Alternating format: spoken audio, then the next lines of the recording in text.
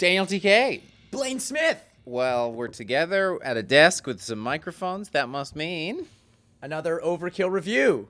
Yeah, we're reviewing the BangerTV podcast Right, today. it's the Banger podcast. It's the BangerTV podcast, the Blaine and DK podcast, the DK and Blaine podcast. We've got no egos here. No egos. We don't have a song either. I'm going to come up with a song. Oh, yeah, so we could very easily have a song. I'll just play it off my phone each time. Yeah, you could, you got the chops and the licks and the shred.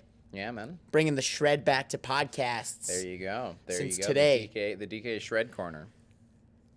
Yeah, this is my corner of shred. Should we have you have a guitar? Just you can sit there. You can be simultaneous podcast co-host and band leader. That'd actually be kind of cool. Right? You could point to me and I play us out. I wish I was, that's the only time I really wish I was like an improvisational musician so that I could be a band leader on something. On not like I don't mean like a band, a front man, I mean like a talk show band leader, just, I think honestly, a good talk show band can make or break the talk show. Yeah, for sure. That's why Jimmy Fallon introduced his bands like the best band in talk shows. He really does have the best band. Yeah, I mean, everyone's doing pretty good right now. Stephen Colbert has John Baptiste, That's pretty good. A very funny, very talented, multi-instrumentalist jazz musician. The other day, Jon Stewart was on, and coming back from the commercial break, they were doing some music from Zelda. Ooh, that's fun. yeah. And then James Corden, even the late show has Reggie Watts, who is a very fantastic comedian / improvisational musician guy who didn't do comedy songs, did comedy music, noise, drone, improv. Very cool to see. Very cool. He's produced some very cool, very funny stuff. One of my favorite unique experiences, definitely. Won't mention that. Hey. Hey, Austin? Yeah, what's up? Hey, it's Blaine and DK. What's up, bud? Yeah, not much. I mean, let's talk about the brewery a bit because, there is this craft beer explosion right now and everything, but normally when I look at a brewery website, there's kind of certain things I can expect, and I'm kind of but you guys have a lot of really unique and weird beers. Yeah. It's so I did my apprenticeship as a brewer at this Norwegian brewery in Drammen. Oh, wow. I went and lived over there, and I learned how to make a lot of traditional Scandinavian style beers and a lot of more obscure German beers. And so that's mostly Rauch beer, smoked beer, and then Norwegian farmhouse beers and stuff like that. So that's kind of informed the brewery, I guess. Yeah, that's really cool. I mean, I was reading about some because I really love scotches a lot, and I notice especially the Isla super peaty scotches, and I saw you even have some peat smoked beers. Yep, and we do some Isla Scotch barrel. Ooh. I'm super into Isla Scotch as well. Oh yeah, what's your favorite distillery? It's a tie between Lagavulin and Ardbeg. Yeah, I'm a massive Ardbeg fan. DK knows this. Every time he comes over, I'm like, oh, this is some weird bottling. This is the special one they released this year. You got to try it. Yeah, you can spend a pretty penny quick with that. Yeah. It's just it seems like great booze to go with the kind of music you make and we enjoy. Yeah, well, I mean, smoky stuff is my thing, but also love bourbon too. But I mean, just being from Kentucky and Tennessee, it's kind of part of the culture, I guess. Totally. Yeah, you can't be neglecting the bourbon, otherwise you might get disowned, right? Well, yeah. When I moved up north, I thought I was going to get disowned anyway. Oh, yeah, fair enough. So, I mean, I'm also kind of a little curious about how rural are we talking for the homestead? Well, we're split between two different places. One of them is about an hour north of the Twin Cities, out in the countryside. Actually, this year we've been there 7 years, and they just paved our road. We don't have any. Hilarious. Just a paved road coming through town. Yeah, I was pissed. Well, it's because there's these dudes down at the end of the road that drive four-wheelers up and down the road real fast with their kids on the four-wheeler. And before, because it was a dirt road, they weren't going as fast, and they were kicking up dirt everywhere, and that was annoying. But now that it's a paved road, they're going to be flying up and down that. I even caught myself driving too fast on it the other day. I was like, damn. I love the problems in your life. The damn kids and their four-wheelers. I'm ready to protest, man. Get your asphalt off my road. This asphalt is tyranny. It's oppressing the land. Get it out of here. That's what Beck said. She was like, as soon as they start putting subdivisions in, we'll just move. You just keep getting further and further out there.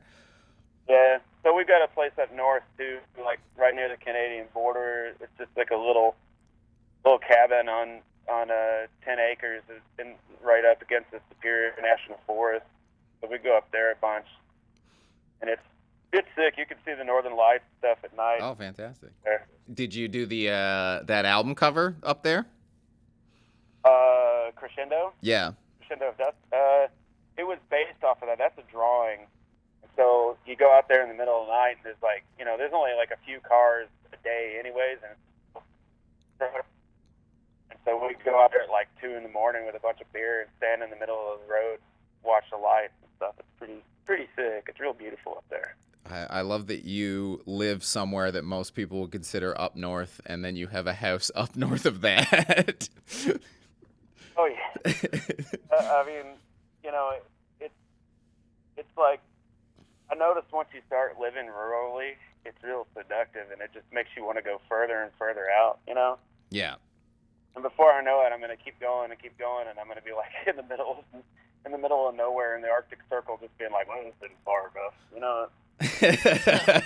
Well, hey, that means you got to come to Canada. We'd be happy to have you. Well, if Trump wins again, I just might. So politically, I know you're like an anarchist, but so would you? I guess you'd fall on the more left-wing anarchist than the more right-wing anarchist then? You're talking about like the national anarchists and stuff like that. Yeah. No, I'm not hip to that stuff. I kind of align, well, when I was living in the city, I aligned more with the syndicalists, like the more labor-focused anarchists that were more focused on the labor movement, workers' rights. All right. But these days, I'm more focused kind of on the eco-anarchism and more like not necessarily anti-civilization, but like being cognizant of the effect of industrialization on the biosphere, and how modern conveniences and technology are destroying our planet. And I'm a big old hypocrite because I'm talking to you on an iPhone right now. Well, you got to do something, right? And I drive a pickup truck that uses gas and is shitty for the environment. But kind of the way that I see it is that I should just be more aware of what I consume, because part of the nature of humanity is consumption. Maybe being aware of it might limit my consumption. And if everybody gives a little bit, and everybody makes a few sacrifices, even the things we eat and the things we buy, if everybody gives a little bit, that amounts to a whole lot. Oh, I mean, it's so funny that there's like a portion of the population where you'll like, me and my wife we're vegans. She owns a couple of vegan restaurants. We try and do everything we can, and it's still like we'll be at home being like, oh boy, I don't know, should we? I want this, but it comes in so much plastic, and it's like we're already using like 80% less, but then you start really stressing on like, oh boy, how do I chip 1% off that remaining 20? That was actually the reason I was vegan for 11 years, and the reason that I stopped being vegan because I've fantasized that I would start, we would get all of our vegetables from, what we could grow, and then the local farm share, and then I was like, I grew up fishing, fly fishing and lake fishing, so I was like, well, I'll just start doing that, and maybe I'll learn how to bow hunt or something like that, and it was a slippery slope. Before I knew it, I was just indiscriminate indiscriminately like eating things that I didn't think were ethical, and so I had to dial it back and readopt. You know, and plus during the time that I wasn't vegan, I still just ate vegan anyway because I didn't like eating dairy and I didn't like eating meat because I felt weird about it. And you know, like I started off being like, yeah, I'm gonna eat deer and fish, and then before I knew it, like one day, you know, my son was in the hospital. He had this major open heart surgery about almost 2 years ago.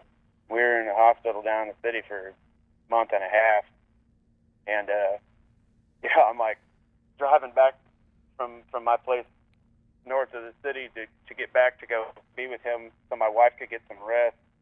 And I hadn't eaten because he was on this NPO diet because of his surgery. You know, we couldn't eat in front of him, so I hadn't eaten hardly. And I like go into the gas station. There's like my town. There's like basically a gas station and a liquor store and a post office. I go into the gas station and I just grab a hamburger and wolf it down the car, and I'm listening to the new Propaganda record. and the song about, you know, my first hunting trip was quite eventful comes on, and I'm like, all right, Chris. Well, it's definitely the enjoyment of Propaganda also makes a lot of sense based on everything what I do know about you. Yeah, I started listening to them when I was like 13. Yeah, me too. That new record especially was particularly angry. It's fantastic. Yeah, It's Victory Lap. It's fucking awesome. Yeah, I reviewed that for the channel and very much enjoyed it. Yeah. I watched your review. It was great. Oh, thanks. That's very kind. Yeah, I know. That's how actually this all ended up happening. Was that you know, we I think we were heaping praises on you on an episode of Lockhorns, and then you messaged us to just because you're apparently the most humble man in the world to say like, oh, thanks. It's a real honor to be put in the same category as those bands and everything. Well, I don't really think I belong there, but you know, I'll say thanks for it. Well, I mean, you know, it is interesting because I mean, there's a lot of folk black metal, but there is surprisingly like, I don't know if you can suggest any, but I don't know really any other black metal that integrates American folk. It's all European folk. Wayfarer. Their most recent record, well, so they're from Colorado. Their most recent, sorry, I burped. Hey, you're working at a brewery. It's expected. And you're drinking beer, so. Their most recent record it's just Western as hell. It's beautiful. It's a masterpiece, and I listen to that record, like I'll put it on and I'll flip it like 5 times to keep listening to it and listening to it because it's so good. All right, fantastic. I'll make a note. Note is going in the phone right now.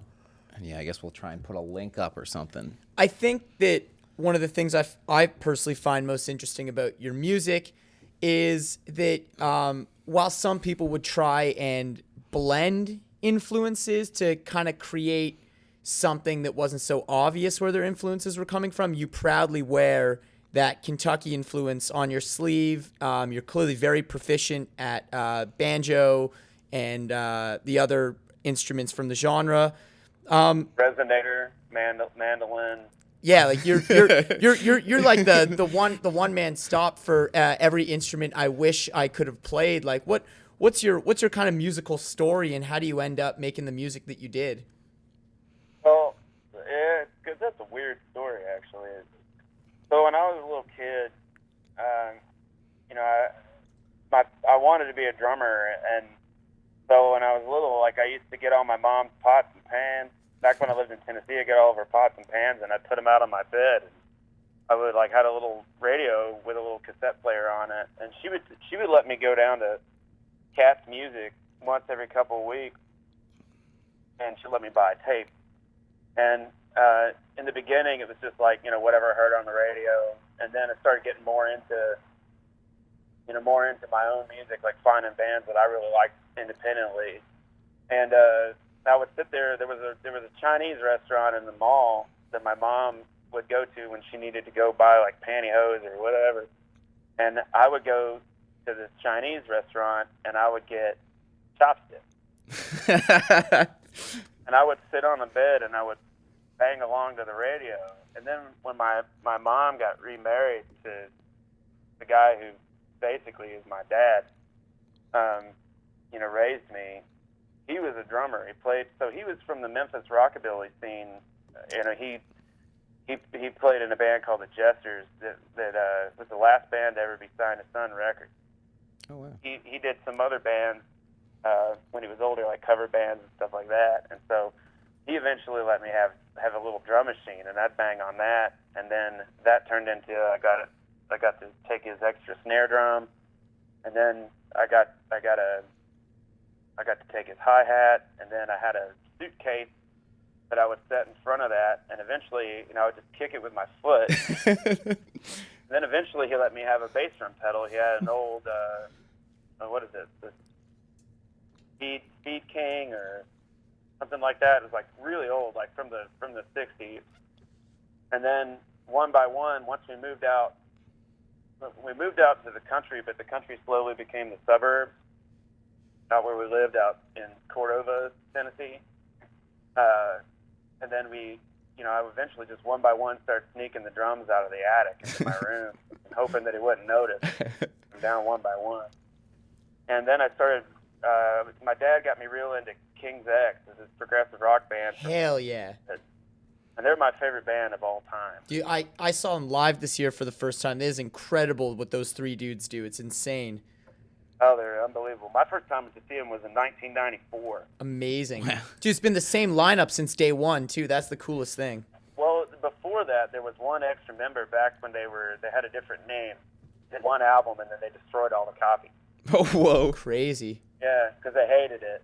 And then they moved to Texas, and they did Out of the Silent Planet on Megaforce. And there's a really great documentary online. I'll send it to you guys. Amazing. Oh, great. Yeah. But so I just started playing drums along to King's X, and then I got into Rush, Dream Theater, and Galactic Cowboys, and like all that kind of like progressive rock metal crossover. And so that was like my first love, I remember I was 7 years old. I was my son Hulk. I was his age when I got into them, and they just blew my mind, and that kind of shaped my love for music. And then when I was a teenager, I got into punk and listening to Black Flag and Minor Threat, Dead Kennedys, and Craft, and all that kind of stuff. And then I started in my teen years, playing crusty kind of hardcore bands and grind bands, and stuff like that. And then started playing metal again when I was like in high school, because I was listening to Slayer and Sepultura and all that kind of thing. And all that just kind of fell into place. And when I moved to Louisville, I was in a death metal band. And, but the whole time, I grew up with country music. My biological father's side of the family, they were very involved in the Nashville country scene. One of my family members played with Dolly Parton and all that kind of stuff, and like Vince Gill. And so it was always this pressure, you're going to be a musician, you need to move to Nashville, this kind of thing. And I didn't, I rebelled against it. I was like, that's old people music. But there's something comforting about that. My grandmother, I always grew up listening to, hearing country music around her. And I still have her Patsy Cline records and Johnny Cash records and George Jones and all that. So it all just kind of melded in. You can't really run away from what you grew up with and what made you the person you are, especially if music is such an important part of who you are. So it all just kind of reared its ugly head anyways. So it just made sense for me to mix all that stuff together and, have that be a part of my musical outlook, I guess.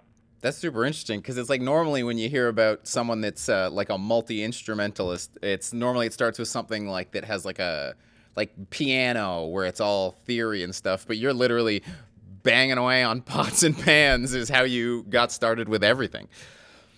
Yeah. Drums will always be my primary musical focus. I guess it makes the one-man band thing a little easier, because normally when you, like a lot of the one-man bands, it's like, yeah, this band's just me, I do everything. Oh, and then also here's the session drummer that comes in and plays. Yeah. Well, it's fun. I get to do a lot of session drum work for other bands.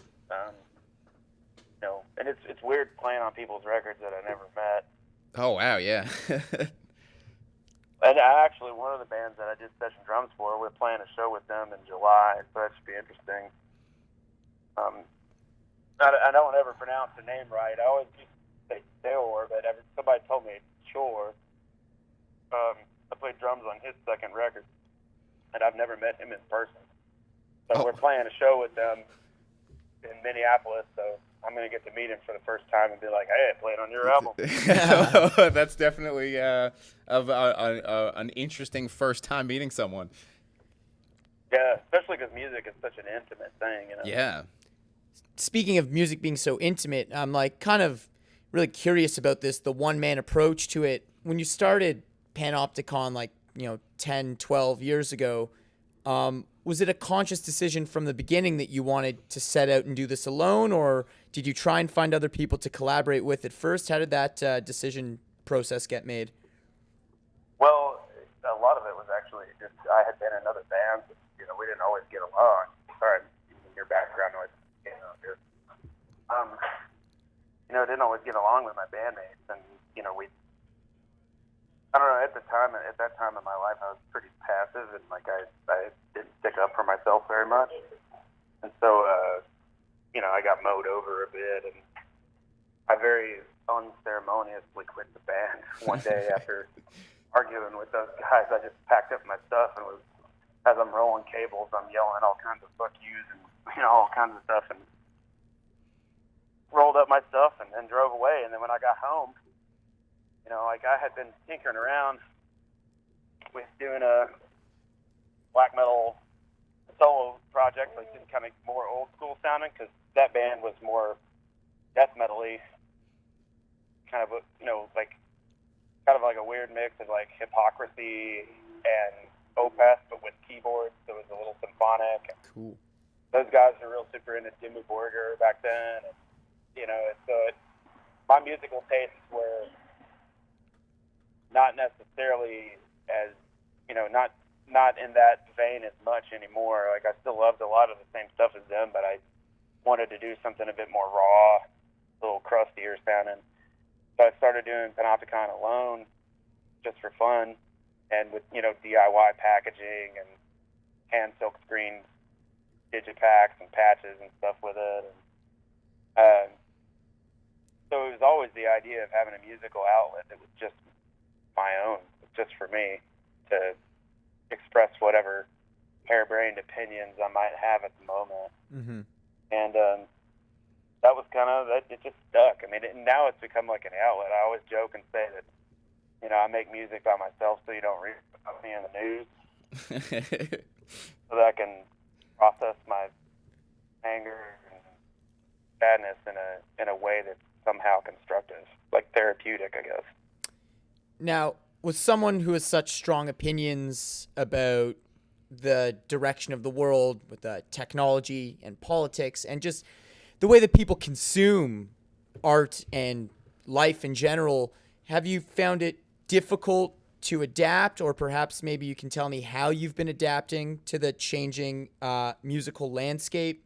I know that, interviews and digital presence and social media, these are all incredibly important things now to the grand scheme of the music industry, but something tells me that you might have an interesting take on those and their place in music. Would it be because I don't ever do it? Yeah. Yes. I basically want to know like how you find that, how you're adapting to the world, and I mean, still you want your music to reach the masses, and how do you do that without going against your core beliefs, really? Well, the main reason that I don't do a lot of interviews, or hardly any at all, is because if I'm given a chance, I'm going to make an ass out of myself. It's the same thing goes with our live shows. Like, I wish the engineers would turn my microphone off between songs. People holler stuff at me, and I can't resist but respond. And so, Blaise Foley once said that his mother told him that he only ever opened his mouth to change feet.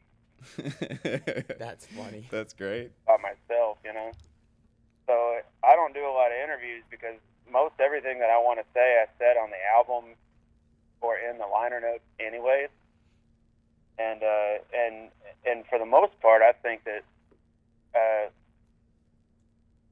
most people should be reading interviews with someone else, somebody that's a bit more interesting, or somebody that doesn't say so much dumb stuff. Hey man, we're hella engaged by everything you're saying right now. We find you very interesting. That's why you're here. Well, must have some low standards, but Well, I mean, it's definitely. I mean, I definitely think there are a lot of musicians that could maybe take a bit of a page out of your book. Big time. The amount of times you're really enjoying a band, and then one of the band members does an interview and like didn't sleep well enough the next day, and then you find out he hates a portion of the world, and you're like, "Damn it, man! Why did you have to go and say that?" There's nothing worse than you love a band and you meet the person behind it and they're total assholes. It's just. And then every time that you listen to that band, you're like, "Oh, that guy's a dick." I mean, that's happened to me a bunch where I've met some of my heroes, and then I'm like, "Oh, God, that guy sucks." Dude, it happens all the time. I do a lot of interviews for Banger, and there's ones that we won't even be able to air because of how fucking train wreck. Either the artist says something that like we out of good conscience cannot put on the air, or they just fucking train wreck because they're a total dick. Yeah. But then sometimes you meet those golden guys like Rob from Amoebic.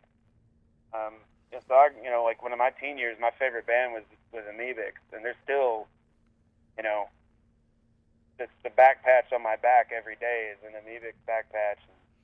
And, I did on the first record I did Amoebic's cover as a bonus track, and then on the second record, by that point, I had gotten in contact with Rob and we'd become friends.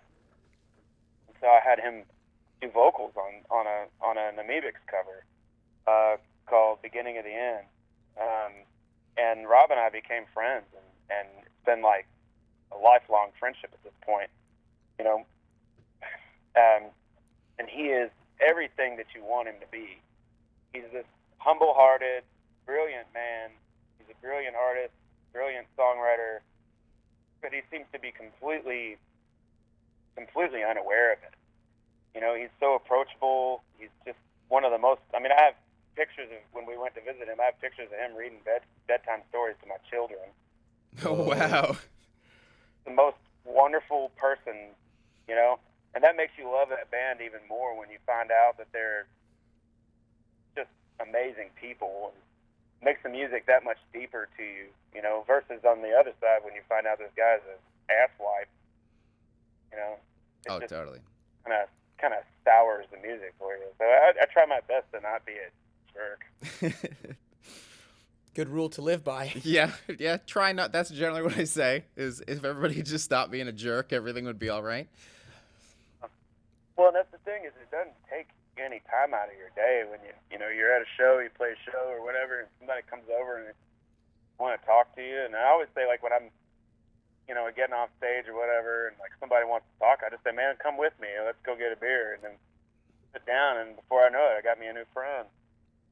Or a Punisher that you never want to speak to in your life again. And I did not know what a Punisher was until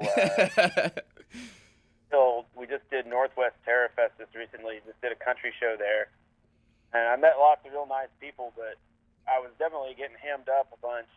And one of my buddies from Falls was there, and he's like, "Man, I'm sorry with all those Punishers." And I was like, "What the hell is a Punisher?" So now I know, and I feel like I'm in some like sort of secret club.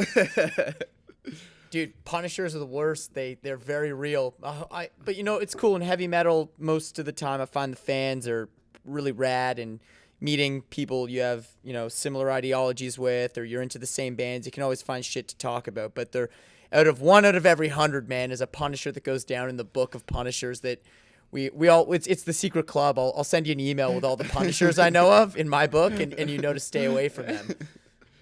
Well, and that's the thing, is that like I kind of realize that like I've been a Punisher a lot. Right? I mean, that's the thing, where you can never really be mad or mean to them, because you're like, man, there's a guy I could meet that I would be doing this to. Yeah. Well, and 9 times out of 10, when I go to see a band, and I get a chance to meet him, like I'm totally that dude who's like, "Hey, let's have this deep conversation, and they're going, man, I just want to. And I'm like, well, talk to me for a few more minutes. So yeah, I'm totally guilty of that, and I guess what goes around comes around, you know. Yeah, I mean, as long as it's always coming from a place of like fandom, it's like there's at least a portion of you can go like, you know, it's hard to complain. This guy really wants to talk to me. You know, there's people in the world that are like, boy, I wish someone would talk to me. I feel so alone. And we're like, God, these people that just want to Oh talk yeah, to there's totally a scale of punishment on the Punisher scale. There's like the diehard fans that don't realize they're punishing you, and then there's like the dick who literally isn't even that much of a fan. He's just such a Punisher. He needs an outlet for that punishment. Well, it's funny because like, so we played that Decibel Beer and Metal Fest. I guess it's been a couple years ago now, and so we play our set, and we're getting off stage, and Immolation's going up right after us, and I love Immolation. And so, like, I'm rolling my cables, and I look up, and the guitarist from Immolation's like, hey, man, good set. And I'm like, you know, I didn't see. And I was like, oh, thanks. And then I look up, and I'm like, oh, my God. And I'm like, I'm sorry, I'll be off stage as quick as possible, sir. And he's like, so, like, I roll up my cables, throw them all in my box, and then I throw everything backstage, and then I book it to the bathroom, a beeline for it. I'm getting stopped and getting stopped and getting stopped. On the way there, I'm getting stopped and getting stopped. Finally get in the bathroom. You know, like, or on the way in, one of my buddies from another band, my friend Adam, plays drums for Pig Destroyer and Misery Index. Adam, Yeah. he stops me and we talk for a second, and I'm seriously at the point where I'm about to shit my pants. I run into the bathroom and I drown a gobble and take care of it, and then I'm on the way out. I'm running up to the stage to catch Immolation. I get up there just in time to take my hair down so I can bang my head as hard as I can. And then they're like, thank you guys very much. Good night. And I'm like, ah! Oh man, that's great. Also, drown a goblin. Drown a goblin, dude. Never heard that before. We'll be stealing that. Just a warning. You can have it. That's a fantastic gift, good sir. Yeah, told you I only opened my mouth to change feet. That's fantastic. Since we're kind of goofing off a little bit now, I did want to ask you, because I mean, I think we've all, whether you're in the country or not, we all have a fascination when there's like a YouTube video. I just saw one where the police were just there at someone's house, and they were just like hitting the door a bunch with a broom, and it's because a bear got stuck in the house.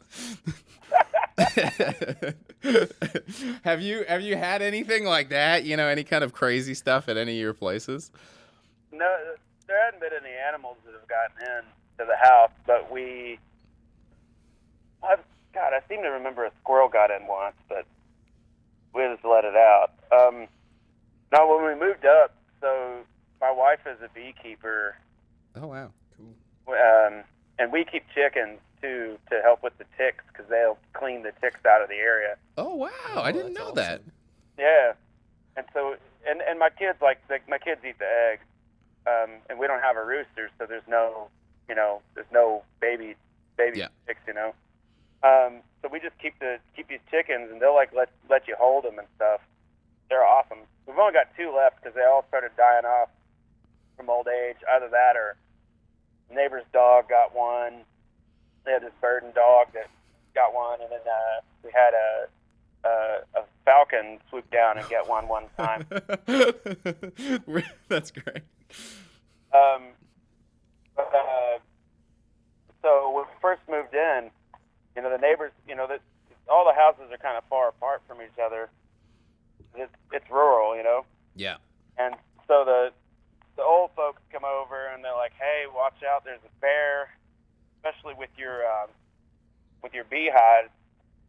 Oh. You're gonna have to deal with bears." And we're like, "Oh crap!" And I never saw the bear. Supposedly, it wrecked a bunch of people's bird feeders and gardens and stuff. But one day I went out. We got a compost tumbler, so we went out to drop the compost out, and there were scratch marks all over it. Apparently the bear had tried to get in, but I have seen neither hide nor hair of that bear.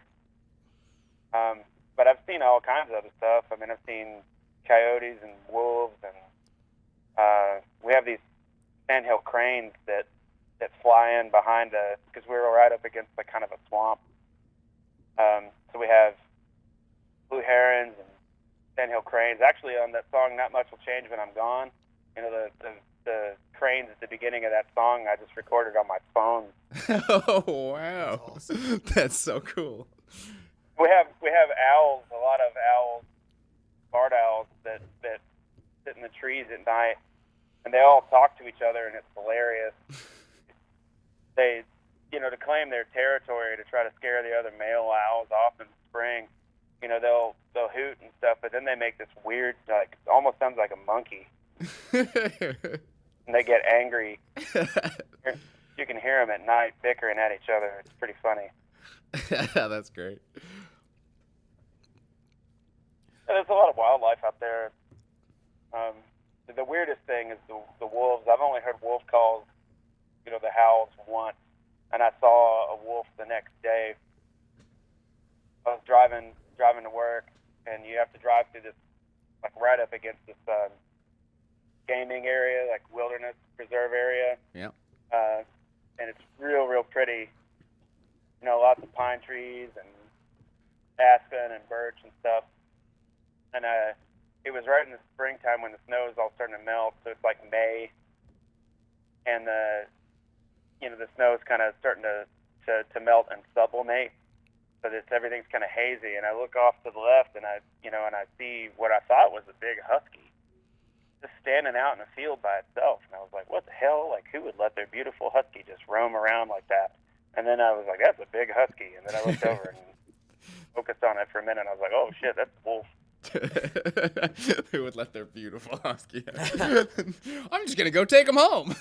Well, fuck, if I ever want to come write a nature-inspired atmospheric record, I know where I'm fucking hanging out for a weekend, up at your place, dude. There's tons to see out there. My place is more like a rural neighborhood, though. It's not like that far out, you know. If you want to really experience the Minnesota's Northwoods, you got to go up to the Arrowhead. It's so beautiful up there. It's just phenomenal. Absolutely insane. And that's one of the reasons why, for the records, you know, I'll donate a lot of money to the Friends of the Boundary Waters, Healy Wolf Center, and you know, all these different groups. You know, the Listening Point Foundation. These groups that are trying to really fight for the preservation of Minnesota's North Woods. And the most recent album, Scars of Man on the Once Nameless Wilderness, is really inspired by Sigurd Olson, who is this nature writer that, you know, was responsible for, I guess it's, I can't remember the date, 1965, the Wilderness Protection Act of 1965, or is it 1967, that, you know, protected the boundary waters in the Superior National Forest. You know, his writing, if you haven't read it, it's actually a lot of, I take chunks of his books and put them on the insides of my records as a way to indoctrinate people. My sneaky way of trying to, you know, I don't publish my lyrics. I publish people like him and Ardenanets and like these other ecology writers and wilderness writers trying to get you to think about this stuff, like how important it is to preserve the ecosystem that we live in, because trends and technology come and go, but you know, once you cut those trees down, you're not going to see them again in your lifetime. So, dude, totally. I can already tell that the three of us could have a million Hammerheart beers together and talk about fucking anything for hours. It's been an absolute pleasure chatting with you, dude, and we gotta meet up and try your beer. Sounds good to me, man. I'd really appreciate that. And I really appreciate you guys, you know, wanting to do this and talk to me and hear my blather and opinions. It means a lot to me. And then I want you to know, man, that the documentary, The Headbanger's Journey, so when that first got made, it was like a thing that got passed around back in Louisville. Got passed around like it was some black market. Like we all had burned DVDs of it and we're watching it, and it just blew my mind. It was just an incredible thing. And so what y'all have done with this whole BangerTV thing and everything you're doing on YouTube, I think you're really doing a service to the metal community. You know, by preserving this and keeping this, documenting this stuff so that, people can understand and know just how deep all this goes. Totally. And hey, back at you, man. It's you're creating, whether you want to acknowledge it or not, you're creating one of a kind music, and we really appreciate you putting it out, taking some time to talk to us, and yeah, hopefully we can get down there or get you up here sometime soon. Well, I really appreciate it, man. Y'all take care. You too, brother. man. Cheers. Cheers. Yeah, cheers. And hey, keep on watching the Banger TV podcast. Woo! Boom.